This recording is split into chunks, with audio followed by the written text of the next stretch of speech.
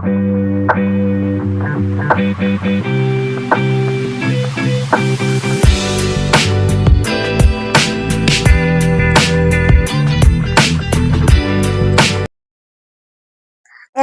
ನಮಸ್ಕಾರ.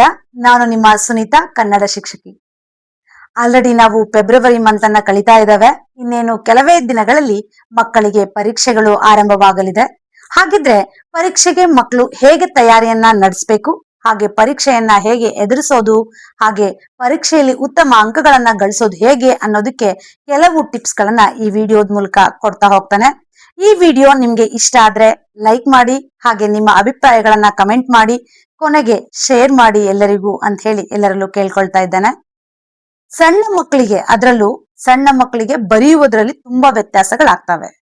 ಹಾಗಿದ್ರೆ ಪುಸ್ತಕದಲ್ಲಿ ಒಂದು ಮಗು ಒಂದು ಅರ್ಧ ಗಂಟೆ ಓದಿದ ಅಂತ ಹೇಳಿದ್ರೆ ಅವುಗಳನ್ನ ಬರವಣಿಗೆ ಇಳಿಸಿ ಅದರಲ್ಲಿ ತಪ್ಪುಗಳು ಆಗದೆ ಇದ್ರೆ ಮಾತ್ರ ಆ ಮಗು ಏನ್ ಮಾಡತ್ತೆ, ಉತ್ತಮ ಅಂಕಗಳನ್ನ ಗಳಿಸತ್ತೆ. ಒಂದು ಮಗುವಿನ ಮಾನಸಿಕ ಸ್ಥಿತಿ ಹೇಗಿರತ್ತೆ ಅಂತ ಹೇಳಿದ್ರೆ, ಅರ್ಧ ಗಂಟೆ ಓದಿದ 30 ನಿಮಿಷ ಓದಿದ ವಿಷಯವನ್ನ ಓದಿದ 5 ನಿಮಿಷದ ನಂತರ 20 ನಿಮಿಷದ ವಿಷಯವನ್ನ ನೆನ್ಪಿಟ್ಕೊಂಡು ಅದನ್ನ ಹಾಗೆ ಓದಿ ಬಿಟ್ಬಿಟ್ರೆ ಮತ್ತೆ ಅರ್ಧ ಗಂಟೆ ಆದ್ಮೇಲೆ 20 ನಿಮಿಷದ ವಿಷಯ ಕೇವಲ 5 ನಿಮಿಷಕ್ಕೆ ಉಳಿಯತ್ತೆ. ಹಾಗಾಗಿ ಅರ್ಧ ಗಂಟೆ ಓದಿದ ಮಗು ಮತ್ತೆ 10 ನಿಮಿಷದ ಸಮಯದಲ್ಲಿ ತಾನು ಏನು ಓದಿದೆ ಅನ್ನೋದನ್ನ ಬರೆಯುವಂಥದ್ದು.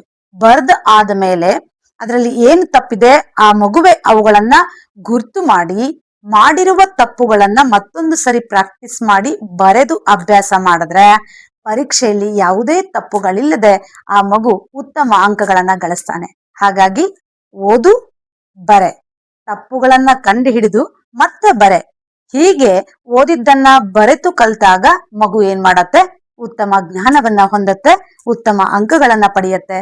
ಹಾಗಾಗಿ ಪೋಷಕರು ಈ ಒಂದು ಟಿಪ್ಸ್ ಅನ್ನ ಫಾಲೋ ಮಾಡಿ. ಇದರಿಂದ ನಿಮಗೆ ಸಲಹೆಗಳು ಉಪಯೋಗ ಆಗಿದ್ರೆ ಈ ಒಂದು ವಿಡಿಯೋಕ್ಕೆ ನಿಮ್ಮ ಅಭಿಪ್ರಾಯವನ್ನ ತಿಳಿಸಿ.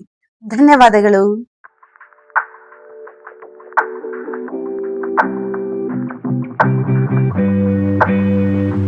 Thank you.